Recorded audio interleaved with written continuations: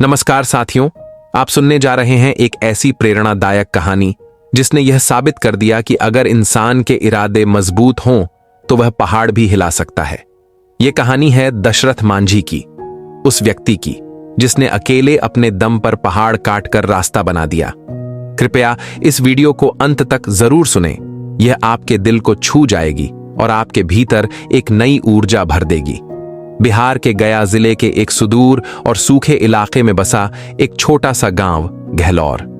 यह गांव किसी परिचय का मोहताज नहीं था, क्योंकि यहां के लोग अपने जीवन से जैसे हार मान चुके थे। वहां के पहाड़, वहां की पत्थरीली जमीन, सूखी हवाएं और हर ओर पसरा अभाव, सब कुछ जैसे एक जीवित चित्र की तरह था, जिसमें इंसान जी तो रहे थे मगर जैसे जीवन जीने की जगह बस दिन काट रहे थे।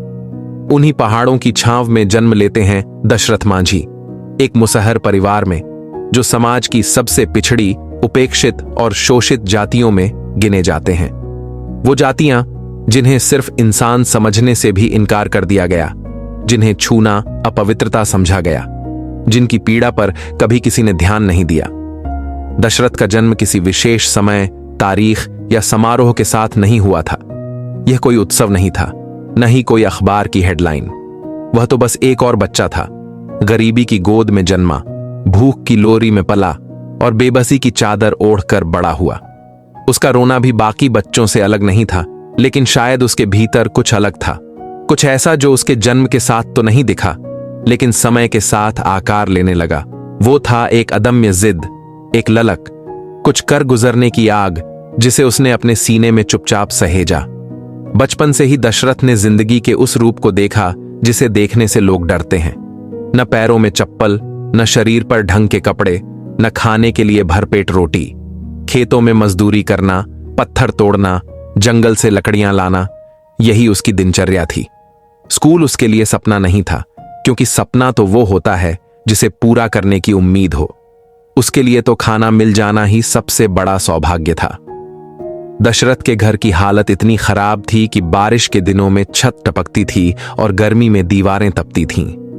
उसके पिता भी मजदूरी करते थे और मां दिन भर खाना जुटाने की जद्दोजहद में लगी रहती थीं। गांव के हर घर की कहानी कुछ ऐसी ही थी। हर चेहरे पर थकान, हर आंख में अधूरे ख्वाब और हर दिल में गूंगी पीड़ा। गांव के लोग बीमारी में मर जाते थे, महिलाएं रास्ते में प्रसव पीड़ा से दम तोड़ देती थीं, बच्चे स्कूल के रास्ते में पहाड़ों से गिरकर घायल हो जाते थे और बुजुर्ग तो अस्पताल पहुंचने से पहले ही सांस छोड़ देते थे। दशरथ की आंखों ने बचपन में ही यह सब देखना शुरू कर दिया। हर दर्द उसके दिल में जमा होता गया, जैसे किसी ने एक कोरी स्लेट पर तकलीफों की कहानियां लिखनी शुरू कर दी हों। लेकिन वो बस देखता रहा, चुपचाप। तब वह कुछ कर पाने की स्थिति में नहीं था, वह तो खुद किसी और की दया पर पल रहा था। समय बीतता गया और दशरथ बड़ा होता गया। जवानी की दहलीज पर कदम रखते हुए उसकी आंखों में अब थकावट नहीं, एक सवाल था, क्या इसी को जीवन कहते हैं? क्या कोई रास्ता नहीं जिससे यह दर्द खत्म हो सके? लेकिन वह जानता था, इन सवालों के जवाब किताबों में नहीं मिलते, न ही किसी सरकार की फाइलों में, बल्कि इनका जवाब बनना पड़ता है। और शायद किस्मत उसे उस ओर ही ले जा रही थी। उसी दौरान उसकी मुलाकात होती है एक साधारण लेकिन आत्मीय लड़की से, फगुनिया देवी। ये मुलाकात कोई प्रेम कहानी नहीं थी जैसे फिल्मी पर्दों पर दिखाई जाती है। ये कहानी थी दो टूटे हुए इंसानों की, जिन्होंने एक दूसरे की आंखों में अपने दर्द की पहचान की थी। फगुनिया एक साधारण ग्रामीण महिला, लेकिन अंदर से बेहद मजबूत। उसका प्यार दशरथ के लिए सिर्फ एक साथ जीने की ख्वाहिश नहीं था, बल्कि उसे जीवन का अर्थ समझाने वाली प्रेरणा बन गया। वो दशरथ को सुनती थी, समझती थी, और जब सब उसका मजाक उड़ाते थे तो वो उसका हौसला बन जाती थी। शादी के बाद भी जिंदगी आसान नहीं थी। गरीबी अब भी थी, मेहनत अब भी थी, संघर्ष अब भी था, लेकिन अब दशरथ के पास एक कारण था, एक साथी जो उसके साथ खड़ा था। वे दोनों मिलकर किसी तरह अपना जीवन चलाते रहे, लेकिन नियति की चुप्पी ने फिर एक बार कराह उठाई। एक दिन फगुनिया, जो दशरथ के लिए खेत में खाना लेकर जा रही थी, पहाड़ के रास्ते में फिसल गई। गंभीर चोटें आईं। गांव में कोई अस्पताल नहीं था, डॉक्टर नहीं था, और जिस अस्पताल में इलाज मिल सकता था वो लगभग 70 किलोमीटर दूर था, पहाड़ों, जंगलों और कच्ची सड़कों को पार करके। वक्त पर इलाज न मिलने की वजह से फगुनिया ने दम तोड़ दिया।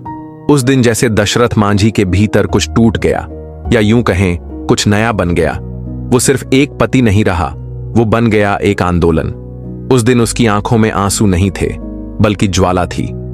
उसे अब समझ आ गया था कि उसकी बीवी की मौत सिर्फ एक हादसा नहीं थी, बल्कि एक पूरे तंत्र की विफलता थी, उस व्यवस्था की जो दशकों से उस गांव को भूल गई थी। उस दिन उसने कसम खाई, अब ये पहाड़ उसके रास्ते की रुकावट नहीं बनेगा। वो इसे काटेगा, चाहे उसकी जान ही क्यों न चली जाए। वह अगले दिन सुबह उठा और हाथ में ली एक छेनी, एक हथौड़ी और एक इरादा। वह गया उस पहाड़ के पास जहां उसकी पत्नी ने आखिरी सांस ली थी और पत्थर तोड़ना शुरू कर दिया। कोई योजना नहीं थी, कोई इंजीनियर नहीं था, कोई ब्लूप्रिंट नहीं था, बस एक विश्वास था कि अगर यह पहाड़ रास्ता रोक सकता है तो इंसान उसे काट भी सकता है। गांव वालों ने उसे देखा और पहले तो हंसे। पागल हो गया है दशरथ, पत्थर से भिड़ेगा, ये तो हवा में महल बना रहा है। लेकिन दशरथ ने कोई जवाब नहीं दिया। वह चुपचाप अपना काम करता रहा। सुबह से शाम तक, धूप हो या बारिश, सर्दी हो या तूफान, वह अपने हथौड़े और छेनी के साथ पहाड़ को चोट पहुंचाता रहा। धीरे धीरे उसका शरीर बदलने लगा, हाथों में छाले पड़ गए, पीठ पर घाव हो गए, खून बहता। लेकिन वो रुकता नहीं।